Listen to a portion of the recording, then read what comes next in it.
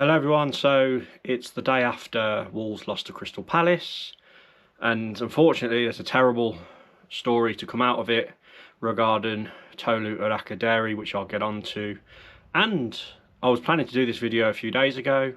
There's a bit of an update and more interest in Mateus Mane.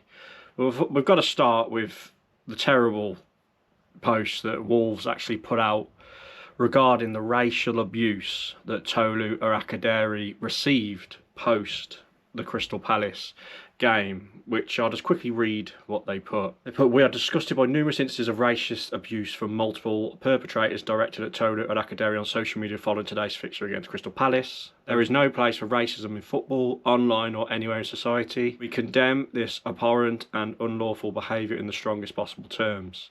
Tolu has our full and unwavering support. No player should be subjected to such hatred simply for doing their job. We stand firm alongside him and alongside all footballers who are forced to endure this abuse from anonymous accounts acting with apparent impunity.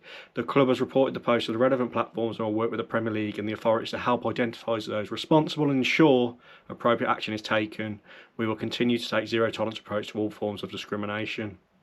Now, as they alluded to there, that is not the only player on the day, unfortunately, who was racially abused. There was a player at Sunderland I saw, and of course there was that moment, was it with Vinicius Junior last week or so, with more racial abuse. And to be honest, in this day and age, you just don't expect it. You don't expect it anymore, but it is still there. And you can criticise Tolu's performance, you can not like him as a player, you can not like him as a person.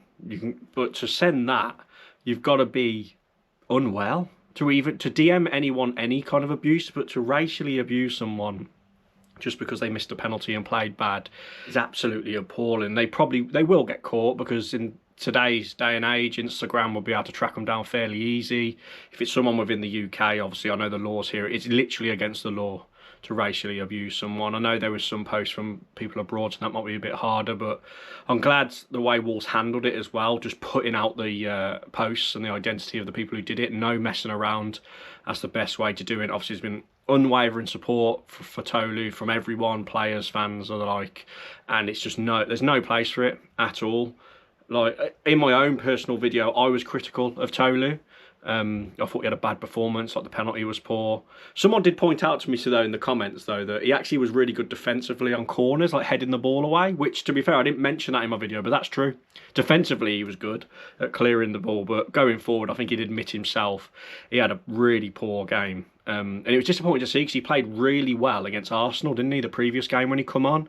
I praised him a lot there. And I just want to bring up a comment actually, because obviously emotions were running high after the game and when this come out, and I did my video obviously instantly after the game, no filter. I always do my videos just raw, uncut, and a guy called Anthony commented on my video. I'm going to get it up because I think it's important to put on, and I'm not so much defend myself, but I think it's a good discussion point with players. Yeah, so Anthony put, "I enjoy your videos, Harry. I like your from the heart style. I don't like your crude reference to Tolu as a donkey. Given the appalling racial abuse he suffered after the Palace game and the racial abuse endured by other players, perhaps you should be a bit more considerate. I know that donkey is a term that is traditionally been used in pub conversation to describe a player that lacks skill, is slow or clumsy, but for someone like yourself who are following on YouTube, to use it is, in my view, unacceptable. These guys are human beings and have families who might see and hear this. So to compare them to animals on your public channel is just wrong. Good luck with your channel in the future." I replied to him in the comments, but I hear you, definitely need to be more mindful of my language I use. I'll get onto that in a minute. However, I've called multiple Wolves players a donkey over the years after a bad performance, and I also highly praised Tolu after the Arsenal game for how he played that night. The racial abuse he received was appalling, and those fans will hopefully get tracked down and charged. Nobody deserves that kind of abuse. Now, just to respond a bit more, I always refer... He's saying, like, you can't refer to them as animals, but I call, like, players a headless chicken. I mean, even when you're praising players, I say someone like João Gomez is like a pit bull terrier.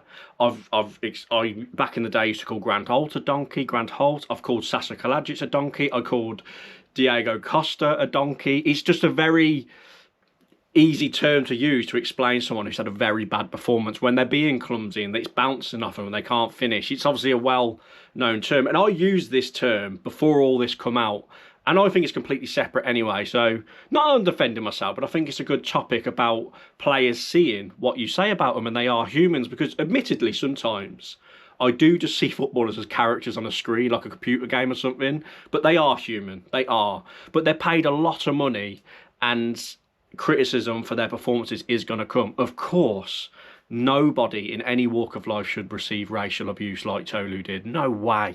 That's just unacceptable on all levels. But yeah, I mean, I will try and watch what I'm saying, but my videos are raw. I just do it. I never edit out anything I've said after a video, and I do them right after full time and then click upload. The only time I've edited things out of video is in previews when I've got something wrong. For example, I said I think Mo Salah will score for Liverpool, but he was at AFCON, so I edited that out because I'd made a mistake. I didn't realise he was at AFCON. Things like that.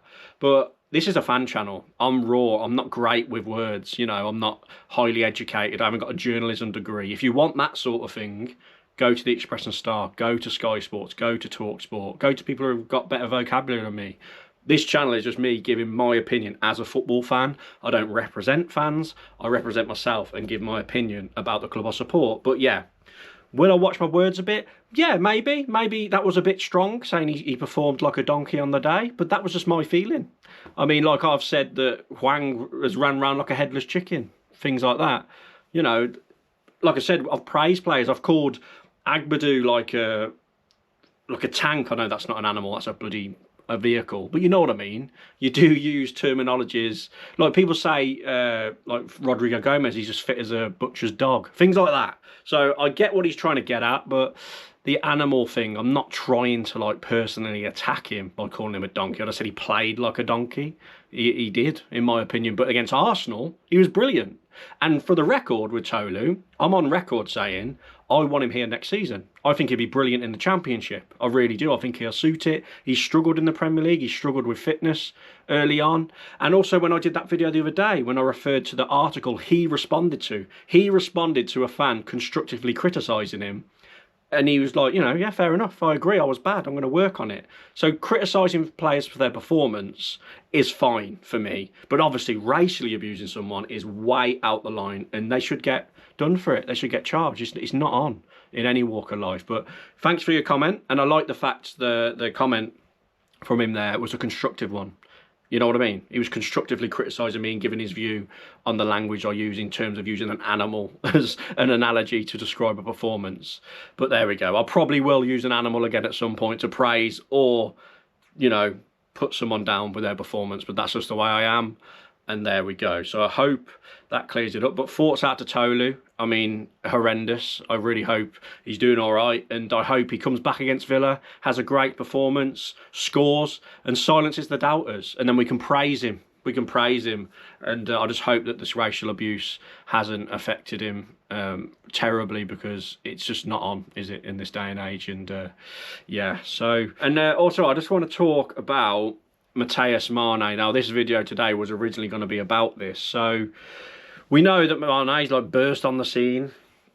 I thought he did okay at Palace, actually. I thought he was one of our better players, but he has dropped off a bit in terms of form since he scored the few goals when he first got into the team. He got the assists. So now I'm just going to use this tweet I found because it covers all the teams that are currently linked with him. So I'll just get this tweet up here. So now apparently, if you believe all reports that are going around from various sources, Dortmund are impressed by Mane, so they're interested. Bayern Munich and RB Leipzig are also monitoring Mateus Mane to try and get him in the summer. PSG and Premier League giants Man United, Liverpool, Arsenal and Man City are sending scouts. But we know this. We knew there's huge interest in Mane. Any 18-year-old lad that comes on the scene, performs like he has, scores a few goals. And I think the biggest compliment I can give to Mane, when you're watching him, he actually stands out as like so comfortable, and like he's got kind of like a leader vibe to him, I think, like by leading by example the way he plays, like just picking up the ball, making things happen. And another example is after Arsenal, when it all kicked off, when Gabriel Jesus pushed Mosquera to the floor, Mane was one of the first ones there sticking up for his teammate. And he's only 18, you've got to remember, but he's built like a man, isn't he, already, I think. Built like a man, and he's sticking up for his teammates, so he's showing, you know, good qualities there. And of course, when we had the meeting with Matt Jackson and Nathan Shearer and that they come up in conversation about Mane, And they said, can you keep him? Can you build a team around him? And look, they didn't say they will or they won't keep him. They want to keep him, obviously, but they said it's going to be very hard because there's already interest in him and they can't control agents. And he's represented by the agency that represents a lot of Liverpool players as well. So you can see why they're heavily linked. But what I would like to see, if Mane does go, and I believe, in my personal opinion, he will go in the summer, because we just will have too many offers and he'll want to go, in my opinion, which I get. It's his career and he'll want to go to the top. I'd love it if we sold him to someone though, and then we put in a clause where we have him on loan for a season, because like I say, he's still 18. Get him back on loan for the Championship, and then whatever happens, then he can go off to the club. Because if he goes to a top 6 club or a big team, he'll probably end up just sitting on the bench for him, and that's not good for his career, is it? So to benefit all parties, maybe sell him, get a good fee, then get him back on loan. I mean, we may still keep him.